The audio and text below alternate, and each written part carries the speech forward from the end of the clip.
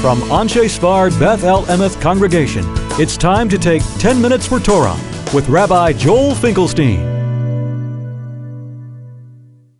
Welcome to our discussion of the holidays as a spiritual workout. There was a Rebbe in Israel who passed away just a few years ago. His name was Rabbi Leibel Mintzberg, and he was the head of Masmidian community.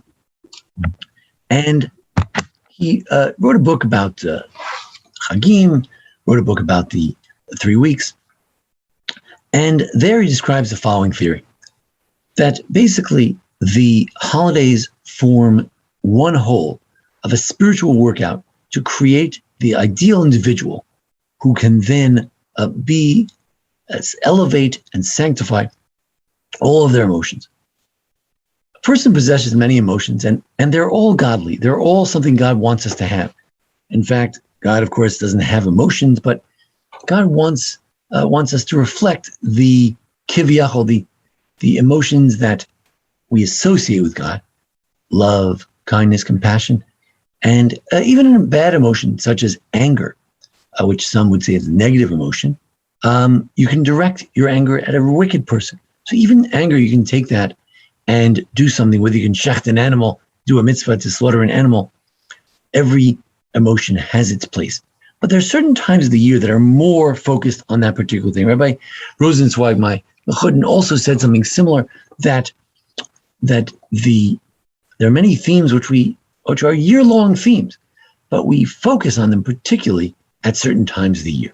So what is the workout for each particular time of year? Right now we're in Elul. Elul could be described as a time of fear. They say that in Europe, even the fish would sita, fish would tremble because they knew that Rosh Hashanah was coming. But it's also a time of love. Anila Dodi V'Dodili, the acrostic of Elul this month before Rosh Hashanah, is I am to my beloved and my beloved is to me. There is a loving relationship we have with God, and it's reflected in this time of closeness. Others may wait till Rosh Hashanah to get close with God, but we're closer with God. So we get to be close with God even here in Elul, and that shows our great love for God. Rabbi Mintzberg would argue also that it's a time to get ready to be remembered for the good. On Rosh Hashanah, we'll be remembered by God, and now it's a time to be remembered for the good. Rosh Hashanah is a time when we do focus on awe. Now, in America, we don't like to be in awe of anybody. We like everyone's democratic and everyone's the same. But truth is, there's something to be said for teacher, mentor, parent, uncle, and grandparent, that you're in awe of them. You have respect and reverence for them. And Rosh Hashanah is a time of reverence. Yom Kippur, however, is very different. It may seem similar, but it's not. Yom Kippur is a time the focus is Rahmanas, the mercy of God, that he's going to forgive us. That's the focus on that time. Sukkot, of course, is a time for either to worship God out of joy or to experience worship through love of God and not the fear of God. So we focus on a different element of the worship of God. What's Hanukkah? Now, Hanukkah is also part of the workout. Don't think that the rabbinic holidays somehow not part of the spiritual workout.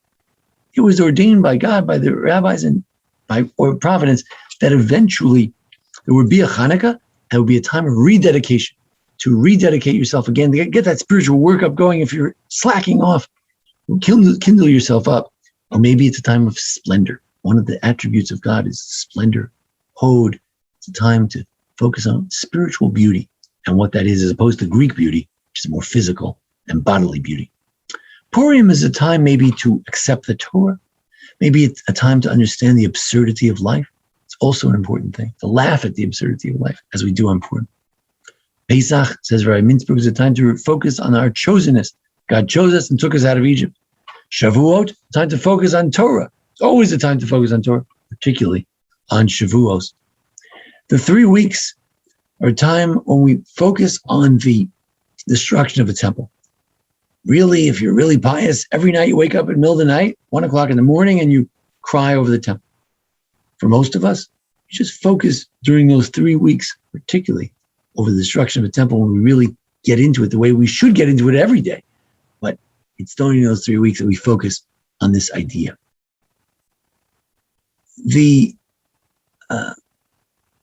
On Rosh Hashanah, You learn to stand before God. Well, we always stand before God. Every time you pray, you stand before God. But on Rosh Hashanah, the whole day is to stand before God. We're preparing ourselves for a month before Rosh Hashanah. So when we stand on Rosh Hashanah, we're going to be standing ready to stand before God in his presence.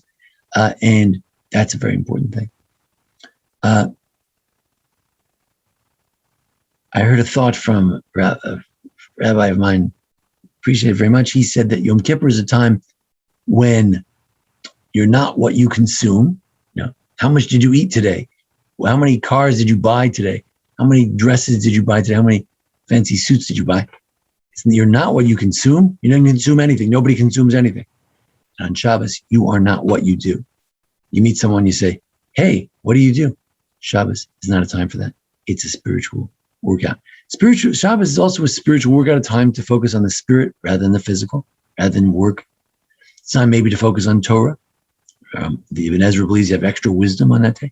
Or maybe a time not to focus on the petition of God, but on the praise of God. It's more Shili Yom Shabbat. It's a time for the praise of God. But then we have to do it again. When it's all over, you start all over again. Why do you do it again? I was talking to a group of women about it, and our sisterhood luncheon, and sisterhood luncheon is in memory of Minagitul Baschana of Linda Joffre, our good friend, my neighbor, outstanding volunteer, amazing mother, wife, and community leader, organizer, Linda Joffre. And we were talking about it. We said, you have to do it again. You do it again out of a sense of comfort and routine. Oh, here we are again. It's Rosh Hashanah. Life is tough. In a few months, if I just hang in there, it's going to be Pesach again. It'll be all right. You do it again because a spiritual workout requires, you got to keep in shape. You got to do it again. You were focused on the awe of God. You got to get back to the awe again. You forgot the awe. You forgot the joy. You got to get back. You got to dance on Simple Torah. I did it already last year. Sometimes you get older, the years run one into the other, and you say, I feel like I was just dancing last year on Simple Torah. You got to do it again. Otherwise, you lose your spiritual tone. You got to stay good tone, good shape all year round. So we got to do it again. So we do this, and then we do it again. We do it again.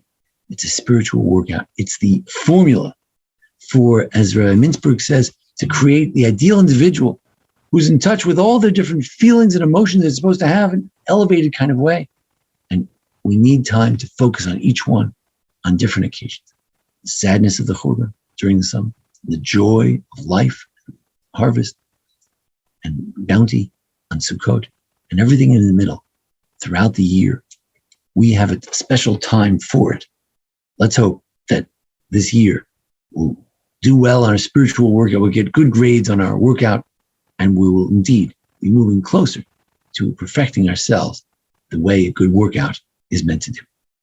Thank you for joining us here at the Anshe Beth Ameth Congregation for our discussion of spiritual workout. Join us each week for the discussion of the holidays, Parsha, and the how-to videos as well. Thank you very much. And thanks to Jason Lefkowitz, our producer.